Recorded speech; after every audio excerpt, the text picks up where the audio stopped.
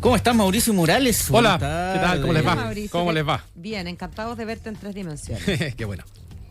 Ustedes mandan. ¿Estamos solos? ¿Por dónde partimos? Sí, estamos solos.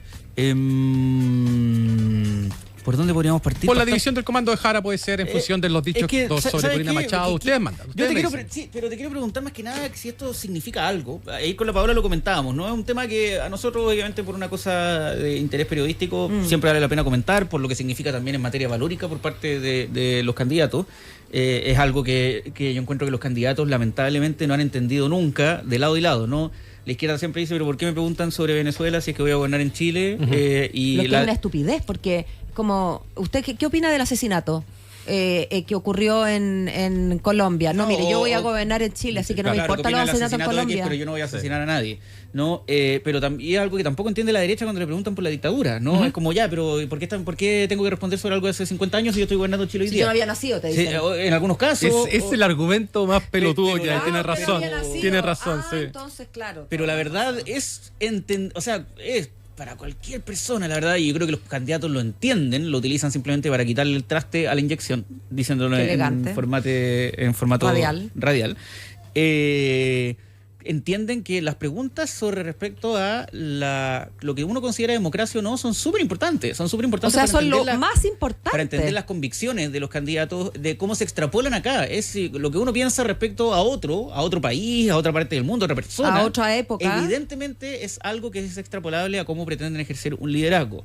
Y no sé si es que pero ahora llevándolo a lo concreto, no sé si es que a la gente le importa. Es verdad. No sé cómo lo ves tú, Mauricio. Ahora quizás, perdón Mauricio, Sí, yo no sé si le importa tanto, pero quizás igual hace ruido que siga tantas horas después los desmarques, los apoyos, los que se equivocó, los que no se equivocó, porque igual hay como una división ahí, ¿no? Sí, a ver, varias cosas. Primero, ustedes tienen razón, las convicciones democráticas no dependen del tiempo ni del país en que se producen las dictaduras o quiebres de la democracia. Porque si no son de convicciones. Porque si no son convicciones, exactamente. Las convicciones traspasan fronteras y traspasan el tiempo. Eso es lo primero.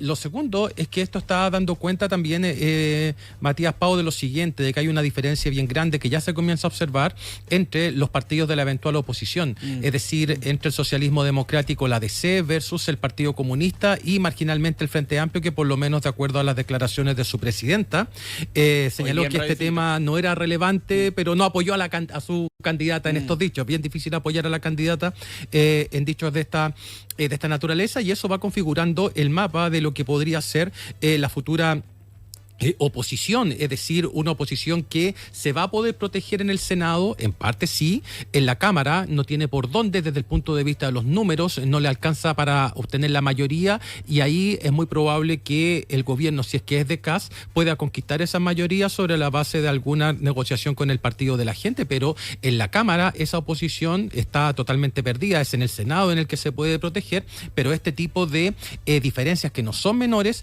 le dan en cierta medida la razón, por ejemplo, al expresidente Frei. O sea, ¿qué hace la democracia cristiana respaldando una candidatura que dice que Corina Machado tuvo un intento golpista? Eso es muy curioso. Y esto trajo como consecuencia también un quiebre en el comando. O sea, estamos a 3 días de la elección y ya hay un quiebre significativo en el comando producto de estos dichos, en circunstancias de que, por lo menos para mí, la noticia había sido en ese debate que Janet Jara reconociera que había una dictadura en Venezuela y que Maduro tenía que someterse a la justicia sin ninguna clase de amnistía. Pero como justo salió la premiación de Corina Machado como Premio Mundial de la Paz, entonces, claro, estos dichos tuvieron un efecto o una caja de resonancia mucho mayor. Ahora, como ustedes dicen, ¿le importa o no le importa a la gente? Puede que no, podríamos consensuar aquello, pero que sí retrata ciertas convicciones democráticas de los actores que componen la futura eventual oposición, evidentemente que sí. Por otra parte, lo que estamos viendo también, fuera de tener varias visiones dentro del propio comando, es el silencio de la candidata en este tema. Yo creo que ha estado más preocupada del tag que de estos dichos o de explicarlos. Tengo la impresión, pero bueno, desde el 14, desde el domingo en la noche, creo que esto ya no va a ser tema, por lo menos para ella, pero sí tenemos que poner ojo en la configuración de la oposición de acuerdo a este tipo de declaraciones. Sí, es que aquí yo tengo así una teoría. que es que y pasaba con los errores de Belén Matei. Que yo no sé si el fondo del error importaba tanto, si le importaba tanto a la gente, si decía o no decía que los muertos, en los primeros años de los muertos de la dictadura eran inevitables o no. Ya, encuentro que, a ver, y acá que no se confunda con una opinión personal, yo encuentro que a todos nos debería importar por cierto. y tratar de calificar de inevitable siempre cualquier muerte, sobre todo ejecutada por agentes del Estado. Claro, ¿no? salvo de muerte natural claro. de las Entendible, personas. pero yo no sé si a la gente le importaba tanto el fondo del error como el oler sangre en el agua. No, Sí, es decir, acá están mostrando debilidad y yo creo que el problema de la candidatura de Janet Jara estos días, después de lo sólido que había sido su presentación en el debate de Archie, es que en el debate de Anatel mostró debilidad en dos ocasiones importantes hasta el punto en que han tenido que pasar varios días explicándolo, ¿no? El tema de si encuentra golpista o no golpista a María Corina Machado, probablemente a la gente no le importa tanto como el hecho de que haya tenido que explicarlo varias veces, el comando, no necesariamente ella. Y el tema del TAC también probablemente no le importa tanto a la gente, excepto el hecho que tenga que seguir explicándolo hasta ahora, independiente que tenía un punto, lo había pagado efectivamente en el año 2020, ¿no? Pero ¿cuándo lo había pagado? Perdón, Matías, ¿a qué respondía esa multa tan alta? Porque en un día de TAC no. Y No, a sí, mí, eran que varios. soy una alemanota, me parece curioso que una candidata presidencial cuente tan campante que se saltó la ley, por más que después de todo lo que hizo fue pagar una obligación pendiente. Ahora sí, pero para despejar el punto, ella presenta el documento original, efectivamente lo pagó en 2020, no en noviembre de 2025 como había un documento circulando. Si ese es, a ver, listo, pero donde lo arruina es acusando a funcionarios de la Municipalidad de Santiago de tratar de perjudicarla en específico. Y frente a eso, creo que, nuevamente, insisto, más allá del fondo del asunto, a lo que le queda a la gente es como, oye, pero está como errática la candidata, ¿no? Perdón, y para la gente que paga el TAC, que probablemente entiende que la municipalidad no tiene nada que ver con esto, dirá, bueno, ¿fue un error? ¿O realmente no entiende cómo funciona una concesión? Sí. O sea, mala fe o ignorancia, no sé. Sí, a ver, varias cosas respecto a lo que ustedes están señalando. Lo primero es que esta debe ser la candidatura que más enemigos se ha ganado desde que ganó una primaria. Generalmente lo que hacen los candidatos presidenciales es reducir el número de enemigos para ampliar su base de apoyo, pero ella, entre la primaria y la primera vuelta, se ganó la enemistad de la directiva de su partido, de miembros del socialismo democrático, del propio gobierno, de Montes, de Toá, y para qué vamos a seguir mencionando. Entonces ha sido una campaña que tuvo que dar explicaciones en la interna. Y ahora, en esta segunda etapa, cuando todo parecía indicar que Jara tomaba cierto rumbo, al menos como decías tú, Matías, del debate de la Archi, está dando explicaciones sobre, o su comando tiene que dar explicaciones sobre, la postura golpista, según ella, de Corina Machado y María Corina Machado, y en segundo lugar, las explicaciones sobre el TAC. Y se ganó un nuevo enemigo que es el alcalde Desbordes. Y los funcionarios que se habrán sentido aludidos. Aludidos, también, ¿no? me imagino. De hecho, Desbordes insinuó la posibilidad de una querella. O sea, todo esto está terminando muy mal. Es como cuando un equipo se va al descenso y los jugadores se están peleando en el camarín luego de haber sufrido esa pérdida de categoría. Pero evidentemente que la candidatura de Jara ha tenido un nivel de conflictividad interna pocas veces visto en una coalición político-electoral. Y luego ha tenido que dedicarse casi a dar explicaciones por afirmaciones que ha realizado y que la han llevado a situaciones tan límites como lo que ustedes estaban hablando recién respecto al municipio de Santiago, y lo conversábamos con la Pau antes de entrar. ¿Qué tiene que ver la Municipalidad de Santiago? ¿Cuál es la evidencia que tiene la candidata Jara para culpar al municipio de Santiago de que poco menos que hay una operación política dentro de ese municipio para perjudicar su candidatura presidencial? ¿Qué tiene que ver la municipalidad no solamente con... ¿Qué tiene que ver la municipalidad con cobrar el TAC? Exacto, entonces el alcalde Desbordes, no sin razón, sale a responderle y, como decía recién, anunciando probablemente alguna clase de querella. Todo esto podría terminar peor, eso sí, el día domingo, en caso de que los resultados sean mucho más dramáticos, de acuerdo a lo que están pronosticando o lo que pronosticaron, para decirlo bien claro, las encuestas de opinión previo a la veda electoral. Si es que es cierto que lo que manda en estas elecciones después del plebiscito constitucional son los resultados de ese referéndum, entonces no nos debiese extrañar tanto de que esta sea una de las palizas electorales más grandes que se conozcan en la historia electoral reciente de Chile. ¿Qué es lo que sería una paliza? Vamos a hablar de los números que a ti te Sí, gustan. eso, vamos. ¿Qué consideramos paliza y qué consideramos salvamos los muebles? Salvamos los El muebles. peor desempeño que ha tenido la centroizquierda desde el retorno a la democracia ha sido Claro, No, pero en segunda vuelta. antes de llegar a Claro, eso. en segunda vuelta ha sido Alejandro Guillet. ¿Se acuerdan? Sacó Sí, 44. no, y me acuerdo que a los 56 15 por ahí. minutos ¿Cuánto sacó Alejandro Guillén? Cerca de un 44. Pero Fue yo cerca de me un acuerdo de esa vez 44%. también. Como Estamos que hablando a base 100, perdón. Sí, claro. Ya. a los 15 minutos se cantó Sí. al presidente Piñera como nuevamente presidente de Chile. Exacto. Ahora tengo la impresión de que Jara podría estar debajo de esa cifra. Mira. Si es que está debajo de esa cifra, pasaría a ser la candidata o candidatura histórica de la centroizquierda con el menor volumen de apoyo en una segunda. Y Ahora, aquellos que dicen, un segundito Matías, perdón, y aquellos que dicen, no, pero ¿por qué 44? Si con que saque lo mismo que sacó su digamos, la parlamentaria, que fue un 38, está sobrada de cariño. ¿No Claro. es así o es el consuelo que ponen Es sus que, adherentes? Sí, o sea, sería un 38% más o menos es lo que sacó el apruebo en el plebiscito del año 2022. Exacto, sí. O sea, significaría crecer nada en función de esa base, de ese mínimo electoral que ha tenido la centroizquierda, por lo menos desde que se restituyó el voto obligatorio.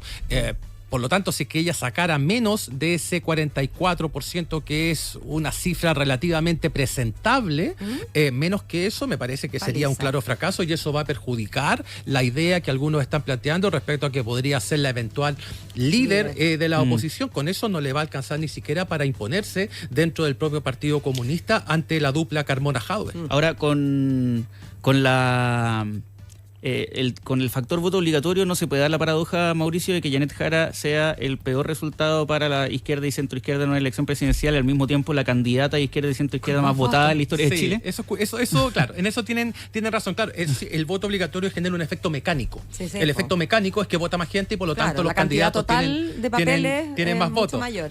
Justamente para estandarizar eso y poderlo comparar con elecciones anteriores es Porcentual. que utilizamos una base porcentual.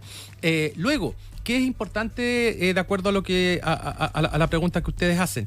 Es que si uno mira la literatura comparada y discute sobre si la restitución del voto obligatorio es normativamente buena o mala para la democracia, estudios en Australia, que es un país con voto obligatorio, señala que ese voto obligatorio ahuyenta la posibilidad de que los extremos ganen y ganan los más moderados. En Australia, con niveles de educación mucho más altos, claro, que en comparación con Chile, ellos dicen, o los autores dicen, bueno, el voto obligatorio es una buena medida porque hace que los resultados de las elecciones sean más moderados, que ganen los actores moderados y que los extremos vean deprimida su Más posición. normales en el sentido de la curva de Gauss. Bien, la vamos a ver estadística, bien, me gustó eso, muy bien, exactamente. Nerd. Sí, pasa, exactamente, eso es.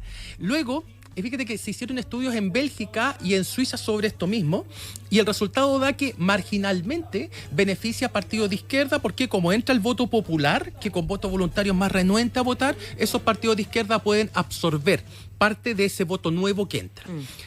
Lo que estoy viendo ahora, en un trabajo que estoy haciendo sobre este punto, es que la respuesta desde América Latina y particularmente desde Chile es que la restitución del voto obligatorio lo que está haciendo son, por una parte, favoreció en la última elección de primera vuelta, en primer lugar a Parisi, lejos, o sea, en las comunas en que entró un mayor volumen de votantes en comparación con 2021, mayor fue la votación por Parisi y luego la de Kast. Entonces, esto va a contrapelo de lo que hablaba recién, es decir, en países como Australia... O solo indica que Australia es antónimo de Chile. Es totalmente al revés. Claro, entonces, por eso mismo, los cientistas políticos somos muchas veces como los médicos. O sea, damos recetas, pero a veces los pacientes son de distinto origen y por lo tanto no les podemos administrar el mismo medicamento. Ahora, decíamos que con menos de 44, o sea, con paliza, ¿con qué te parece que se ganan los muebles, como decía, que se salvan los muebles, como en la expresión yo de me Matías? imagino, lo que Hablo bonito yo. especulo es que sea una diferencia de 10 puntos. O sea, con una diferencia, mira lo que estamos diciendo, No, increíble. Es una un diferencia de 55-45 puntos. es como, Es ya, más listo, digno. estuvo Es más digno. digno, ¿me explico? O sea, esta podría ser segunda vuelta menos competitiva desde el retorno a la democracia. Si la peor fue la de Bachelet con Matei, yo les conté que en esa segunda vuelta, y sí, la Pau hizo el punto también, que las segundas vueltas eran en enero, ¿se acuerdan? Como la gente ya sabía el resultado, votó 1 millón menos y se fueron de vacaciones. Oye, Esa propósito fue la de- idea, además, considerar el condimento de que la UDI tuvo 3 candidatos a lo largo de la Claro, carrera presidencial: sí, a Matei Lorenzo le pusieron al Goldborn, final. Pablo Longueira y Evelyn Matei. Oye, a propósito de las segundas vueltas, hablábamos con el diputado Soto y yo le decía que en mi opinión a mí me parece bien que sea cortita el espacio que media entre la primera y segunda. Sin embargo, él tenía una visión bien distinta. Yo tomé nota de lo que dijo. Tan diciendo Matea. es que quería conversarlo Nerd. contigo, pues. Dios mío. Sí, tú me dices Matías me dice algo peor. Pero mira, él decía que lo considera muy corto, que es algo que le gustaría eventualmente incluso cambiar, porque no se alcanzan a conocer bien las propuestas, porque él enfatizaba que no es lo mismo la primera que la segunda, porque la segunda obviamente se amplía la base.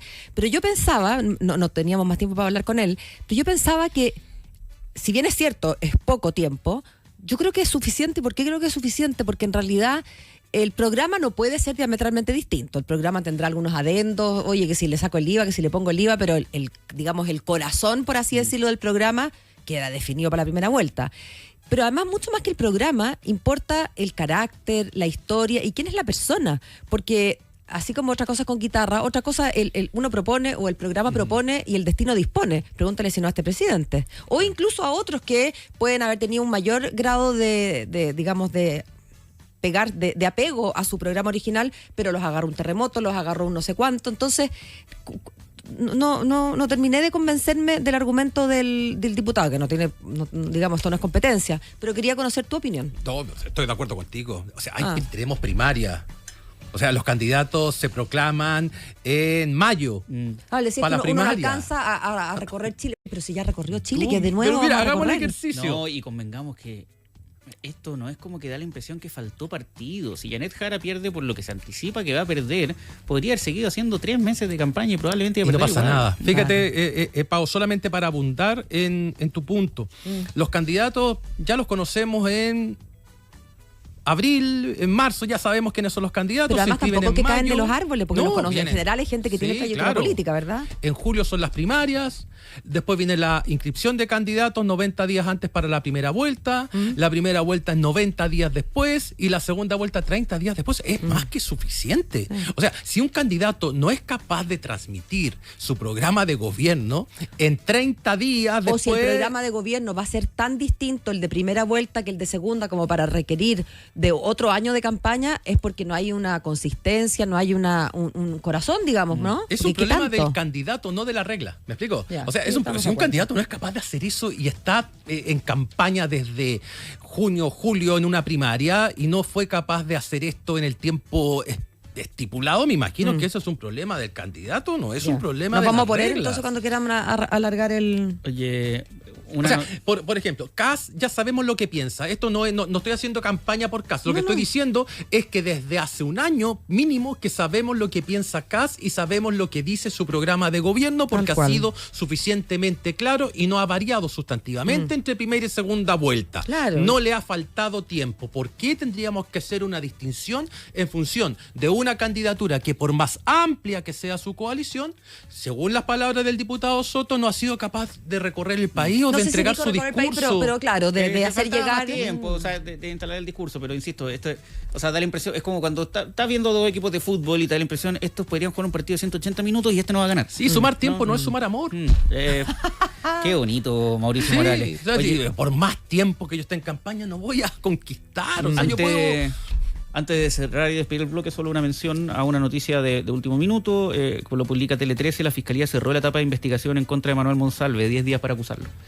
Se estaba esperando en todo caso, se a estaba pesar de esperando, que la defensa quería... había intentado extender un poquito pero más, no había mucha funcionado inteligencia. mucho. O sea, se viene la acusación en contra de Manuel Monsalve y por ende el juicio. En contra Probablemente la acusación Manuel antes de Monsalve. Navidad. Antes de Navidad. Y Pau, el juicio, ¿cuánto puede durar o es muy relativo? Yo no sé si este fue un juicio tan largo porque es la cantidad de pruebas, pero hemos estado acostumbrados a juicios con múltiples imputados que duran, no sé, pues más de un año. Este juicio debía durar, no sé, 5 o 6, no creo que más de 5 meses. Ya no, es que lo estaba pensando precisamente en los plazos que en que va a salir el fallo, se llama, ¿cierto? No, Técnicamente, pero ¿no? claro, ¿Cómo se pero llama? es que sí, pero es que Fallo. acuérdate que lo que falta, lo que estamos recién esperando antes de Navidad es la acusación. Es Ajá. decir, estuvieron investigando todo este tiempo y el Ministerio Público está en condiciones de decir, ¿sabe qué? Yo no es que lo formalizo por violación, lo acuso de violación. Y entonces vamos a empezar a preparar el juicio oral. Si esto no ha pasado por un juicio. Y tiene que haber una primera audiencia preparatoria del juicio oral y después tiene que fijarse la fecha del juicio oral, las fechas, digamos.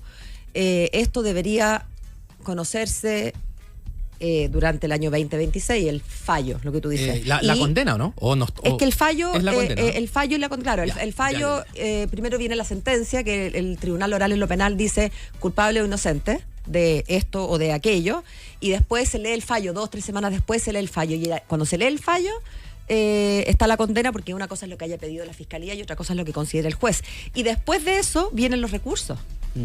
Acuérdate que se puede anular el juicio, entonces yo creo que vamos a tener, calculo yo, que durante el año 2026 debería haber al menos una primera decisión, pero no significa que ese fallo quede firme, porque podría anularse, por ejemplo. Ya, Todos un los recurso de días nulidad. se aprenden Mira, cosas. si yo siempre aprendo acá, por eso ustedes me ayudan mucho.